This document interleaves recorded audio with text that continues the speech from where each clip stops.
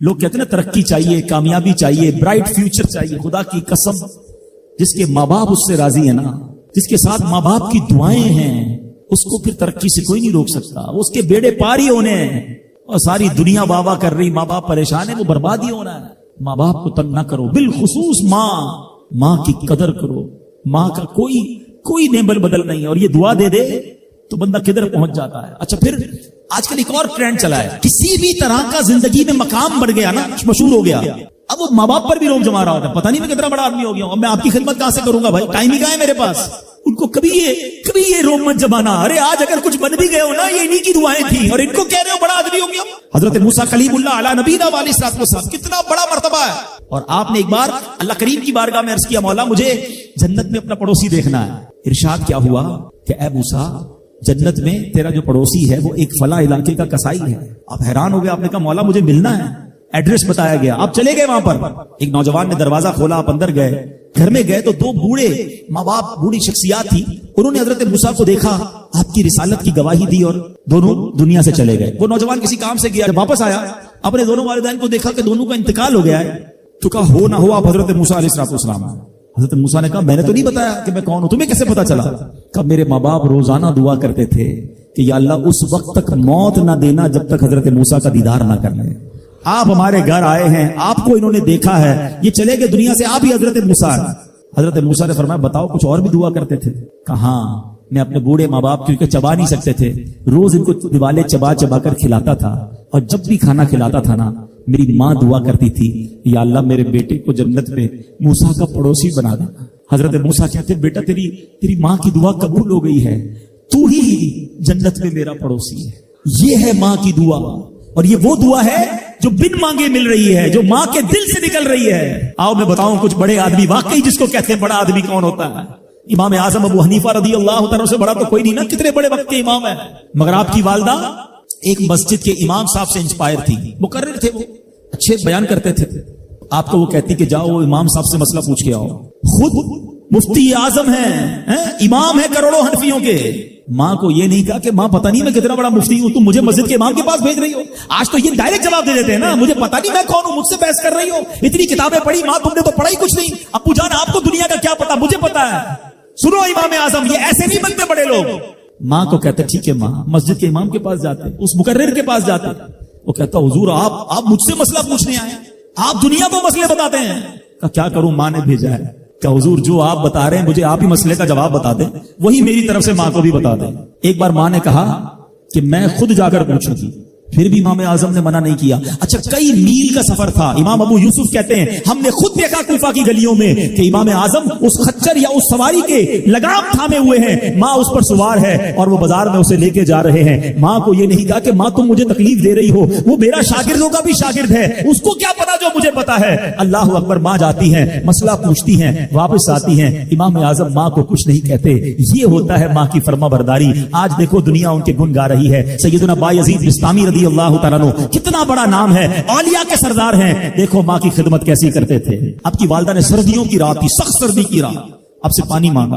حضرت بایزید بستامی ماں کے پاس پیالہ لے کر گئے تو ماں سو گئی تھی. ماں کے سرہانے پیالہ لے کر کھڑے رہے، رات بھر کھڑے رہے سخت سردی میں. پانی تھوڑا سا آپ کی انگلیوں پر گرا تو وہ پانی برف پڑ چکا تھا. ماں کی آنکھ کھلی، دیکھا بایزید بستامی بستر کے کنارے کھڑے ہیں. کہ بیٹا کیوں کھڑے ہو؟ کہ ماں آپ نے رات پانی مانگا تھا نا، اس لیے کھڑا رہا کہ نہ جانے کب آنکھ کھل جائے. اب جب پانی دینے کے لیے پیالہ الگ کیا نا تو وہ برف چمڑی سے چپک چکی تھی، تو جب وہ برف الگ ہوئی نا ہاتھ سے خون نکلنے لگا. حضرت بایزید بستامی رحمت اللہ تعالی کی ماں نے جب یہ دیکھا نا کہ بیٹا ساری رات کھڑا رہا اور اب اس کا ہاتھ بھی لہو لہان ہو گیا، حضرت بایزید بستامی کی ماں نے پتا اس رات کیا دعا دی؟ کہتی یا اللہ میں اس سے راضی ہوں، تو بھی اس سے راضی ہو جا. دیکھو کیا مقام ملا، اولیاء کرام کے سردار بن گئے. یہ وہ دعائیں ہیں جو دل سے نکلتی ہیں. ماں باپ کی خدمت ایسی کرو، اب کہو نا کہ دل سے دعا نکلے. جب وہ دعا نکلے گی نا پھر وہ کام بننے آپ سوچ نہیں سکتے. کیا خوبصورت دین ہے ہمارا. ہم نے اپنے بچے کو دین کی طرف نہیں لگایا. اگر ہم بچے کو دین کی طرف لگا دیتے، دین اس کو ہماری خدمت کی طرف لگا دیتا. ہم بچے کو قرآن و حدیث سکھاتے، قرآن و حدیث اس کو ہماری خدمت سکھا دیتے. ہم آج یہ تکلیف اٹھا رہے ہیں، اس کی ایک وجہ یہ بھی ہے کہ بچہ ہم نے دین سے دور کر دیا ہے. اگر آپ چاہتے ہیں کہ آپ کے بڑھاپے کا سہارا آپ کے بچے بنے, آپ کے مرنے کے بعد بھی آپ کے لیے صدقہ جاریہ بنے, تو آپ نے اپنے بچوں کو دین کی طرف لانا ہے. کچھ اولادیں وہ ہیں جن کی ماں باپ نے تربیت ایسی کی, ہم نہیں چاہتے, وہ خود رابطہ کر رہے ہوتے ہیں کہ ماں کا انتقال ہو گیا, یار کچھ کنواں کھدوانا ہے, کوئی مسجد بنانی ہے, کوئی مدرسے میں میری ماں کے لیے مجھے کچھ کرنا ہے. کیوں؟ ماں نے تربیت ایسی کی, والد نے تربیت ایسی کی, انہیں ماحول ایسا دیا کہ ماں باپ کے مرتے ہی انہیں فکر ہو گئی کہ میری ماں قبر میں اکیلی ہے, میرا والد قبر میں اکیلا ہے, اس نے روز مجھے کھانا کھلایا تھا, آج میں روز اسے ثواب پہنچانے کا کوئی انتظام کروں. یہ اس بچے کے دل میں خیال کیسے آیا؟ کیونکہ اللہ نے اسے اچھا ماحول عطا کیا, ماں باپ نے اس کو اس ماحول کی طرف بڑھایا. تو میں یہاں والدین سے گزارش کروں گا کہ خدارا اپنے بچوں کی ایسی تربیت کرو کہ بڑھاپے میں بھی تمہارا ساتھ دیں اور مرنے کے بعد بھی تمہارے لیے صدقہ جاریہ کا باعث بن جائیں. آپ کے بچے آپ کے قدموں میں رہیں گے اگر آپ نے بچوں کو دیندار بنا دیا. اللہ کرے یہ فارمولا سمجھ آ جائے نا. ہم سمجھتے بچہ میری بات مانے, میری کیوں نہیں مانتا؟ ارے پہلے سے اللہ رسول کی بات منانے والا بنا دو, یہ تمہاری بھی ماننے والا بن جائے گا. کیونکہ جب یہ جائے گا نا دین کی طرف, اسے قرآن ماں باپ کی طرف بھیجے گا, اسے حدیث ماں باپ کی طرف بھیجے گی, اسے علماء کرام ماں باپ کی طرف بھیجیں گے. ہم اس راستے پر بھیج دیں جہاں سے یہ بچہ مجھے واپس مل جائے. سورہ فاتحہ 100 مرتبہ پڑھ کر جو دعا مانگی جائے وہ قبول ہوتی ہے. سورہ بقرہ کی تلاوت سے شیطان گھر سے بھاگ جاتا ہے. آیت الکرسی پڑھنے سے محتاجی دور ہوتی ہے. سورہ کہف کو ہمیشہ پڑھنے والا دجال کے فتنوں سے محفوظ رہے گا. والدین کی قبر پر ہر جمعہ سورہ یاسین کی تلاوت کرنے سے اس کی حروف کی تعداد کے برابر ان کے گناہ بخش دیے جاتے ہیں. سورہ الدخان پڑھنے سے مشکل دور ہوتی ہے. جو قریب المرگ ہو اس پر سورہ جاسیہ کا دم کرنے سے خاتمہ بالخیر ہوتا ہے. سورہ حجرات کا پڑھنا اور دم کر کے پینا گھر میں خیر و برکت کے لیے مفید ہے. سورہ قاف پڑھنے سے جو باغ ہوتے ہیں ان کے پھلوں میں کثرت ہوتی ہے. سبحان اللہ. سورہ رحمان 11 بار پڑھنے سے تمام مقاصد پورے ہوتے ہیں. سورہ واقعہ جو شخص روزانہ پڑھے گا اسے کبھی فاقہ نہ ہوگا. سورہ ملک کو ہر رات پڑھنے والا عذاب قبر سے محفوظ رہے گا. سورہ مزمل کو 11 بار پڑھنے سے ہر مشکل آسان ہو جاتی ہے. سورہ مدثر کو پڑھ کر حفظ قرآن کی دعا مانگنے سے قرآن کریم کا یاد کرنا آسان ہو جاتا ہے. جو بچے حفظ کر رہے ہیں ان کے لیے زبردست وظیفہ ہے. سورہ النازعات پڑھنے سے جان کنی کی تکلیف نہیں ہوگی. سورہ دحا پڑھنے سے بھاگا ہوا آدمی واپس آ جائے گا. سورہ علم نشرح کو جس مال پر پڑھ دیا جائے اس میں خوب برکت ہوتی ہے. سورہ تین والزیتون جو ہے 3 مرتبہ پڑھنے سے اخلاق و کردار بہتر ہوتے ہیں. سورہ علق میں جوڑوں کے درد کا علاج ہے. سورہ قدر جو صبح و شام پڑھے اللہ عز و جل اس کی عزت بڑھا دے گا.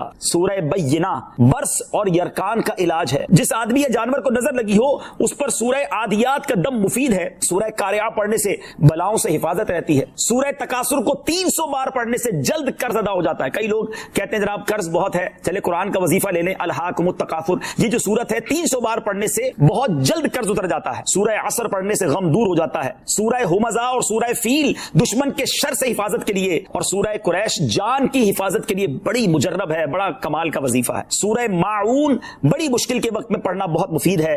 سورہ کوثر کی تلاوت سے بے اولاد صاحب اولاد ہو جاتا ہے. کئی بے اولاد بھی وظائف مانگ رہے ہوتے ہیں. سورہ کافرون 1/4 قرآن کے برابر ہے. سورہ زلزال نصف قرآن کے برابر ہے. سورہ اخلاص 1/3 قرآن کے برابر ہے. اور سورہ فلق اور سورہ ناس سے جن اور شیطان اور حاسدوں کے شر سے حفاظت رہتی ہے. پھر کیوں نہ ہم قرآن سے دوستی کر لیں, کیوں نہ قرآن کو اپنا ورد بنا لیں. اللہ چاہتا ہے کہ یہ بندہ اس رینک تک پہنچ جائے. اللہ اس پر آزمائش بھیجتا ہے تاکہ میرا بندہ صبر کر لے تو اس کو وہ مرتبہ عطا ہو جائے. ہائے ہائے, یعنی آزمائش مجھ پر میرے رینک بلند کرنے, میرے درجے بلند کرنے آئی, اور ہائے میری بے صبری کہ میں نے وہ سب ثواب ضائع کر دی. نہ کریں میرے پیارے اسلامی بھائی. مشکلیں آتی ہیں. اچھا پھر پتہ ہے پرابلم کیا ہے؟ ہمارا ایک اور بڑا ایشو ہے, ہم کسی کو مسکراتا دیکھتے ہیں, کسی کو اچھے کپڑے دیکھ لیتے ہیں, کسی کی بڑی گاڑیاں دیکھ لیتے ہیں, کسی کا بڑا گھر دیکھ لیتے ہیں, ہمیں لگتا ہے یار یہ کتنا مزے میں, یار میں یہ اکیلا پریشان ہوں. یہ آپ کی بھول ہے. ایک بات یاد رکھیے گا, زندگی کی گاڑی مسائل کے پہیوں پر ہی چلتی ہے. امیر کے مسئلے اور ہیں, غریب کے مسئلے اور ہیں. شہرت جس کو ملی ہے نا اس کے پرابلمز اور ہیں, جو غیر معروف ہے اس کے پرابلم اور ہیں. زمانے میں ہر کسی کو کچھ نہ کچھ ایشو ضرور ہے. یہ نہ سمجھے کہ یار یہ اتنا مسکرا رہا ہے, کیا پتہ اس مسکراہٹ کے پیچھے کتنے دکھ چھپائے بیٹھا ہے. اب یقین کریں, بلیو کریں, ایسا نہیں ہے کہ سب لوگ 100% خوشحال ہیں. پرابلم سب کے ساتھ ہوتے ہیں. میں کیا بتاؤں آپ کو, ہمارے پاس تو لوگ دعائیں کروانے آتے ہیں نا, ایسی پرابلم بتاتے ہیں کہ پیروں سے زمین نکل جاتی ہے. بعض اوقات ہم اتنے بڑے گھر میں جاتے ہیں, اس کی گاڑیاں کروڑوں روپے کی کھڑی ہیں, ان سے ملاقات ہوئی, وہ کہتے ہیں حضرت آپ سے الگ سے دعا کروانی ہے. جب وہ بیچارہ اپنا مسئلہ بتاتا ہے نا, ہمیں لگتا ہے یار ہمارا تو غم ہی کچھ نہیں ہے. کتنی बड़ी आजमाइश से गुजर रहा है, कितनी बड़ी प्रॉब्लम से गुजर रहा है। मैं आज की आपको मिसाल देता हूं। एक हमारे बहुत अच्छे भाई थे, आज से कुछ अरसा पहले उन्होंने हमें एक माशाल्लाह प्रॉपर्टी दावत इस्लामी के लिए बच्चियों के मदरसे के लिए दी, और उसके चंद दिनों बाद उनका विसाल हो गया। उनको बेचारों को कैंसर था। मैं उनके घर पे दुआ करने गया, उनके बेटे ने मुझसे जब गले लगाना तो बेटा रोने लगा। अच्छा, मैं समझा कि बेचारा अपने वालिद को याद करके रो रहा है, 16 दिन पहले इंतकाल हुआ। अंदर गए, दुआ की, उसके बाद मेरे कान में कहता है कि अब्दुल रवी भाई इस वक्त मेरी ज़ौजा हॉस्पिटल में है। मैंने कहा क्या हो गया? कहा मेरी वाइफ को ब्लड कैंसर हो गया है। वालिद का कैंसर में इंतकाल हुआ है। अल्लाह ने बड़ा नवाजा है उनको, ज्वेलर्स हैं, लेकिन मैं यकीन करें, मैं आपको सच बता रहा हूं, मैं गाड़ी में बैठ के मैं भी रोने लगा, क्योंकि वो बंदा जब मुझे छोड़ने आया ना, फिर मेरे गले लग के रो रहा था। मैं सोचने लगा यार कितना दुख है लोगों को, अल्लाह ने कितनी बड़ी हम पर मेहरबानियां की है। अगर मुझे कोई बड़ी बीमारी नहीं है, मेरे बच्चे मेरे साथ हैं, मेरी फैमिली मेरे साथ है, नहीं चाहिए यार दुनिया के सारे अल्लाह तल्ले, ना मिले इतनी सारी लग्जरीज, सेहत से बढ़ के कुछ नहीं है, मगर हमें इसकी कदर ही नहीं है, हमें इसकी कोई अहमियत का अंदाजा ही नहीं। पूछो उनसे, करोड़ों रुपए हैं मगर इलाज नहीं हो पा रहा, डॉक्टर बाजू का मायूस कर देते हैं। कितना तकलीफ में हैं लोग, और हम हैं कि छोटी छोटी बातों पर बेसब्री। सब्र तो करें, अल्लाह की रिजा पर राजी तो रहें। मैंने आपको खानदाने नबूवत का वाकया सुनाया, अरे खाने को कुछ नहीं है। काश ये बात हमें समझ आ जाए और हम हर हाल में अल्लाह का शुक्र अदा करने वाले बन जाए। और एक और मैं आपको बात बताऊं, हम जो दुनिया वालों को बताते हैं ना, होता कुछ नहीं है इससे। मत बताया करो दुनिया वालों को, सही बताता हूं, मत बताया करो, अपने गम मत बताया करो, सवाब भी चला जाता है। और बाज औकात ये दुनिया वाले ना हमारा मजाक भी उड़ाते हैं। हम जब किसी को अपना प्रॉब्लम बताते हैं ना, हमारे सामने तो बड़े अच्छे बनते हैं कि अच्छा अच्छा ठीक है मैं करता हूं कुछ, बाद में जाके दुनिया में बातें करते हैं, आया था मेरे पास है, इसका ये मसला है, हाँ हाँ बातें बड़ी करता है, बड़ी प्रॉब्लम में है। क्यों बताऊं मैं दुनिया वालों को? नात का शेर है ना, किसी का एहसान क्यों उठाएं, किसी को हालात क्यों बताएं, क्यों बताऊं मैं दुनिया वालों को मुझे क्या गम है ना। मेरे आका सलामत रहे हैं, अल्लाह के हबीब अलैहिस्सलातु वस्सलाम हैं, और रब अज़्ज़ा वजल की बारगाह है, मैं उधर अर्ज करूं ना। किसी का एहसान क्यों उठाएं, किसी को हालात क्यों बताएं, आका तुम ही से मांगेंगे तुम ही दोगे, तुम्हारे दर से ही लौ लगी है। हाँ, अल्लाह रसूल की बारगाह में अर्ज किया, उधर आंसू बहाओ, ना बताओ दुनिया वालों को। एक और कमाल का शेर है कि दुनिया वाले तो दर्द देते, दुनिया वाले तो दर्द देते हैं, जख्मी दिल की दवा मदीना है। तो जब दुनिया वालों ने कोई हमारा भला करना भी नहीं ना, उनके हाथ में है, शिफा देने वाली जात मेरे रब की, बरकत देने वाली जात मेरे रब की, तो अल्लाह से ही बातें करो ना। तो आज से ये जहन बना ले मेरे प्यारे इस्लामी भाई, मुश्किल आनी है तो सब्र के साथ वो वक्त गुजारना है, अल्लाह की रिजा पर राजी रहना है। वो बड़ा करीम है, वो अपने गैब के खजानों से आपको अता फरमाएगा। तवज्जो बयान की तरफ रखिएगा। और अब आते हैं इस पूरे वाकये से एक और खूबसूरत बात जो हमें सीखने को मिली, और वो बात क्या है कि नबी पाक के खानदान की सखावत कैसी थी। मौला अली शेर खुदा के पास सिर्फ 6 दिरहम थे, आपने वो सब के सब दे दिए। मगर आज हाल ये है कि लोग अपनी ज़कात अदा नहीं करते। आज ज़कात लोगों को भारी पड़ने लग गई है। जब कैलकुलेट करते हैं कि जनाब करोड़ों रुपए ज़कात, तो उसके बाद उनको भारी लगती है। ना करें ऐसा, ये ज़कात माल का मैल है, और अगर ये माल का मैल आपके माल से जुदा ना हुआ तो ये आपके माल को भी मैला कर देगा। एक बात याद रखिएगा, सरकार दो आलम सल्लल्लाहु अलैहि वसल्लम का ये फरमान है, अपनी ज़कात अदा करके अपने माल को मजबूत कलओं में कैद कर लो। अगर मैं और आप चाहते हैं ना कि मेरी आपकी प्रॉपर्टी सिक्योर रहे, हमारे मालो असबाब सिक्योर रहे, तो हदीस पाक में तो फार्मूला मौजूद है कि अपने माल को ज़कात देकर मजबूत कलओं में कैद कर लो। लेकिन यहां ज़कात देने के लिए तैयार नहीं, लोग लमसम निकाल देते हैं, कैलकुलेट नहीं करते। याद रखिए, ये माल ही अजाब बन जाएगा अगर आप ज़कात पूरी अदा नहीं करते। अगर हमारे पाकिस्तान में सारे सरमायादार कुछ ना करें, अपनी ज़कात पूरी अदा कर दें, सारे जमींदार अपनी ज़कात पूरी अदा कर दें, आप अपनी आंखों से देखेंगे कि गुर्बत कितनी जल्दी खत्म होती चली जा रही है। मैंने एक बार कैलकुलेशन की, जरा सुनिएगा। पाकिस्तान ज़राई मुल्क है, ठीक है, और उसकी ज़राअत की जो कैलकुलेशन है वो इंटरनेट पर मौजूद है, यू कैन सर्च योरसेल्फ। आप चेक कर लें कि 2023 में पाकिस्तान की टॉप 20 क्रॉप्स कौन कौन सी हुई हैं, आप इंटरनेट पर खुद ढूंढ लें, आपके सामने उस क्रॉप की कैलकुलेशन भी आ जाएगी कि इतने मिलियन टन, इतने जनाब करोड़ केजी जो है वो गंदुम हुआ, तो कॉटन हुआ, तो फ्रूट्स हुए, तो शुगर हुई। पाकिस्तान को अल्लाह ने बड़ा नवाजा है। शरीयत का हुक्म क्या है, जिस अल्लाह रसूल की हम बात कर रहे हैं, जिस इस्लाम को हमने कबूल किया है, शरीयत का हुक्म यह है कि अगर आपकी फसल उगती है तो उस फसल में अगर बारिश का पानी है और आप अपना पानी परचेज नहीं कर रहे और सिर्फ बारिश से आपकी फसल उग रही है, तो जितनी फसल उगी 10% उशर क्या कहते हैं 10वें हिस्से को, वो आपने निकाल देना है अल्लाह की राह में। वो गरीबों का हक है, वो ज़कात है जमीन की। और अगर आप पानी ट्यूबवेल वगैरह से लेते हैं, पैसों से खरीदते हैं, तो 5%। आप बिलीव करें, मैं बैठा कैलकुलेटर लेकर कि पाकिस्तान की टॉप 10 क्रॉप्स कितनी होती हैं, उसकी मालियत कितनी है, उसकी वैल्यू कितनी है, वो मैंने बनाई और उसका 5% लगाया जो देना ही देना है। आप यकीन करें वो भी खरबों रुपए में बन गया। ये खरबों रुपए कहां है? अगर हम ज़कात देते तो कितने गरीबों का भला हो जाता, कितने घर खुशहाल हो जाते। अच्छा, ये तो सिर्फ जमीन की ज़कात है, प्रॉपर्टीज की ज़कात, अरबों खरबों रुपए के लोग मालिक हैं, मगर जब कैलकुलेटर चलाते हैं ना, ओए होए होए ज़कात जनाब 10 करोड़ रुपए बन जाएगी, तो फिर भारी लगती है। अल्लाह के बंदे, अल्लाह ने 4 अरब दिए हैं तो 10 करोड़ ज़कात है ना, तो टेंशन काहे की है, शुक्र अदा करो। अल्लाह ने देने वाला बनाया, मांगने वाला नहीं बनाया। मगर आज ज़कात भारी पड़ गई है। आपको पता है कारून क्यों धसाया गया था? कारून ये हजरत मूसा का कजन था, ये तौरात का आलिम था और बड़ा बड़ा आलिम दीन था। मगर जब हजरत मूसा ने उसको ज़कात का हुक्म दिया ना, उसके पास कितने पैसे थे कि कुरान कहता है उसकी खजानों की चाबियां एक जमात लेकर चलती थी। खजाने नहीं, सिर्फ कीज ऑफ द ट्रेजर, इतना खजाना था। मगर क्या हुआ ये कि जब हजरत मूसा ने उसको कहा, उस जमाने पता है ज़कात कितनी थी? अभी तो 100 पे 2.5 है ना, 1000 पे 1। आपने फरमाया हर 1000 पर 1 तुमने ज़कात देनी है। उसने कैलकुलेट किया तो बहुत बनते थे। हजरत मूसा के खिलाफ हो गया, ज़कात का इनकार किया, अपने खजानों के साथ जमीन में धसा दिया गया। प्लीज खुदा के वास्ते इस आवाज को सब मिलकर आगे बढ़ाएं। मैं तो ये समझता हूं जिस तरह हम नमाज की बात करते हैं कि नमाज पढ़ो, ज़कात दें, बेशक किसी को भी दें, जो हकदार है उसको दें, मगर ज़कात पूरी दें। पाकिस्तान खुशहाल हो जाएगा, गरीबों का भला हो जाएगा। लेकिन ज़कात जिसकी हजारों लाखों में शायद वो निकाल देता है, मगर जब ज़कात करोड़ों में हो रही है तो लोगों के दिलों पर बोझ बनती जा रही है। इसको बोझ ना बनने देना। मैं एक दुआ करता हूं आज, अगर आपको लगे तो आप भी आमीन कह देना। अपने लिए तो मैं कई बार ये दुआ करता हूं कि या अल्लाह मुझे वो माल ना देना जिसकी ज़कात मुझ पर भारी हो जाए। अहो आमीन। या अल्लाह वो माल देना कि मैं खुश दिली से तेरी राह में ज़कात दूं। अच्छा, ये भी बड़ा इशू है, पैसे निकलते हैं तो भारी बड़े पड़ते हैं। अल्लाह फरमाता है तुम उस वक्त तक भलाई को नहीं पहुंच सकते जब तक अपनी प्यारी चीज राह खुदा में खर्च ना करो। आप बेहतरीन खर्च करो ना, अल्लाह आपको उससे ज्यादा अता फरमाएगा। अच्छा, जब भी कैलकुलेटर, देखिए कुछ चीजें कैलकुलेटर से कैलकुलेट होती हैं, मगर अल्लाह की राह में जो खर्च करने वाला मामला है ना, वो रहमत के कैलकुलेटर से कैलकुलेट होता है। वो मेरे और आपके कैलकुलेटर से कैलकुलेट नहीं होगा। आप हिसाब करेंगे कि यार मौलाना साहब कह रहे हैं अल्लाह की राह में खर्च करने से माल कम नहीं होता, करोड़ रुपए हैं, 2.5 लाख ज़कात दूंगा तो 97.5 बच गए, तो कम हो गए। आप इसको कहीं नोट कर लीजिए, अगले साल आप करोड़ रुपए की ज़कात नहीं दे रहे होंगे, आप उससे ज्यादा की ज़कात दे रहे होंगे। ये कैसे? जो भी ज़कात देता है आप उसको पूछ लीजिए, हर साल उसकी ज़कात बढ़ती है। क्यों बढ़ती है भाई? ज़कात तो कम हो, पैसे कम होने चाहिए थे। नहीं जनाब, ये मेरे नबी अलैहिस्सलाम का वादा है। वैसे तो मेरे आका जो फरमाए हक है, मगर इस हदीस में अल्लाह के रसूल अलैहिस्सलाम ने कसम उठाई। आप फरमाते हैं मैं कसम खाकर कहता हूं अल्लाह की राह में खर्च करने से माल कम नहीं होता। फिर तो लॉक कर दो ना, फिर तो समझ जाओ कि जब नबी पाक कसम उठाकर फरमा रहे हैं। अच्छा, फिर आप सबको देख लें, जो बांट रहा है ना हम हर साल उसका बढ़ते हुए ही देख रहे हैं, कम नहीं होता। ये बेवकूफी है जो ये सोचता है कि यार दे दूंगा तो कम हो जाएगा। नहीं। और फिर मैं आखिरी बात कर दूं अपने बयान में, जो एक और इशू जो बहुत बड़ा हम देखते हैं, एक तो ज़कात पूरी देनी है और एंजॉय करके देनी है, खुश दिली से देनी है, मजे लेकर देनी। ये नहीं कि दिल पर बोझ, यार क्या करूं, 1 साल हो गया अब तो ज़कात देनी पड़ेगी। नहीं, ये नहीं। दो और एंजॉय करो, अल्लाह की राह में खुश दिली से दो। एक वाकया सुन ले, बात और क्लेरिफाई हो जाएगी। हजरत अबू जाफर अपने जमाने के बड़े अब्दाल हैं, उनके घर में एक फकीर आया, तो उन्होंने अपनी ज़ौजा को कहा कि अपने पास क्या है देने के लिए?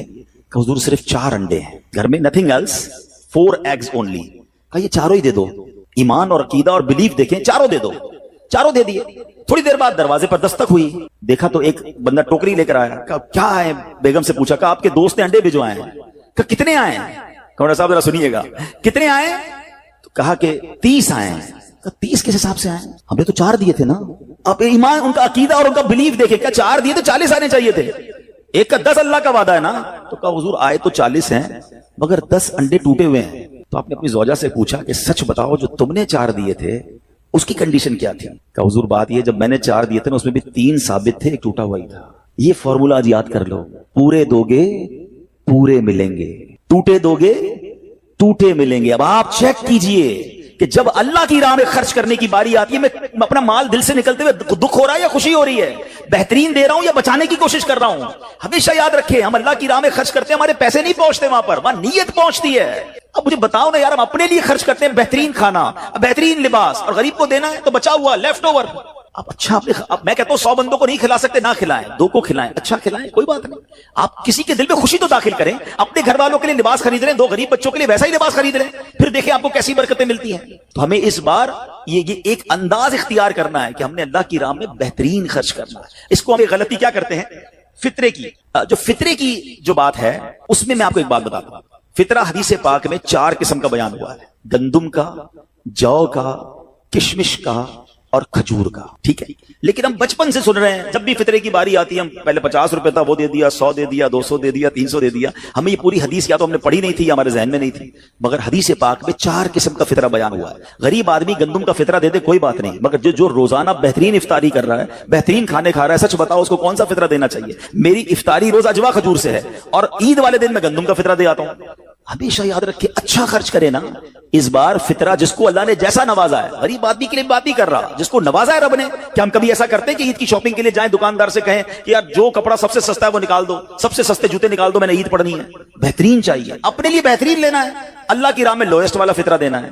خود غور کریں, خرچ کیجئے گا, دل سے کریں, اللہ اور نوازے گا. اور یہ تو وقت ہے لوگوں کو بانٹنے کا, یہ وقت ہے مسلمان بھائیوں کا ہاتھ پکڑنے کا, غریبوں کی مدد کرنے کا. کسی کی افطاری اچھی کر دیں, کسی کی سحری اچھی کر دیں, کسی کو لباس دے کر اس کی عید اچھی کر دیں. نہ جانے کس کی دعا کے صدقے آپ کا بیڑا پار ہو جائے گا. تو اے میرے پیارے اسلامی بھائیوں, جو میں نے مولا علی شیر خدا کرم اللہ تعالی وجہ الکریم اور ان کے خاندان کا واقعہ سنایا, اس میں میسج یہ تھا کہ سخاوت اس کو کہتے ہیں.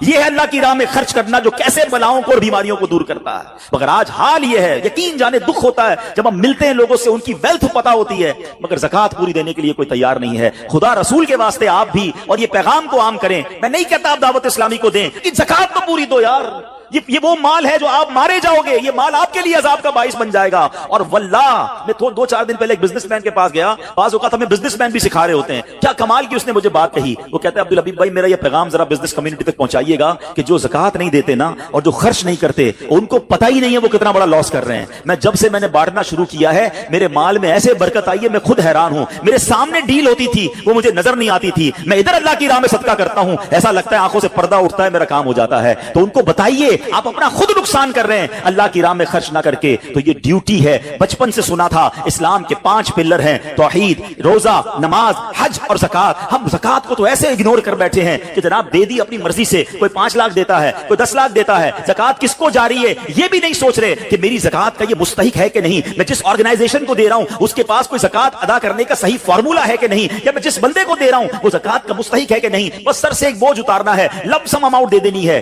یہ نہیں چلے گا. خدا را یاد رکھیے, زکات پوری کیلکولیٹ کرنا بھی آپ کی ذمہ داری ہے اور صحیح مستحق تک پہنچانا بھی آپ کی ذمہ داری ہے. اور آپ بلیو کریں, جس دن آپ نے یہ کام کر لیا آپ ملٹیپلیکیشن دیکھیں گے, آپ اپنے غم اور اپنی پریشانیاں دور ہوتے ہوئے دیکھیں گے. میں رب کریم سے دعا کرتا ہوں اللہ ہمیں دل کھول کر اپنی راہ میں خرچ کرنے کی توفیق عطا فرمائے. اور پھر سب سے پہلا حق آپ کی زکات کا وہ حق ہے آپ کے اپنے غریب رشتہ داروں کا. اپنے غریب رشتہ داروں کو آپ دیجئے زکات, کیونکہ جو اپنے رشتہ داروں کو زکات دیتا ہے, صدقہ کرتا ہے, اس کو ڈبل ثواب ملتا ہے. ایک صدقہ دینے کا, ایک صلہ رحمی کرنے کا. اور پھر آپ کے غریب رشتہ داروں سے بات زکات بچ جائے تو پھر میری گزارش ہے کہ دعوت اسلام کتنے بڑے پیمانے پر دنیا میں کام کر رہی ہے, تو اپنی زکات کا اپنا حصہ جو ہے اس میں ضرور عطا فرمائیں. اللہ کریم ہم سب کا جمع ہونا اپنی بارگاہ میں قبول فرمائے. آمین بجاہ النبی الامین صلی اللہ تعالی علیہ وسلم.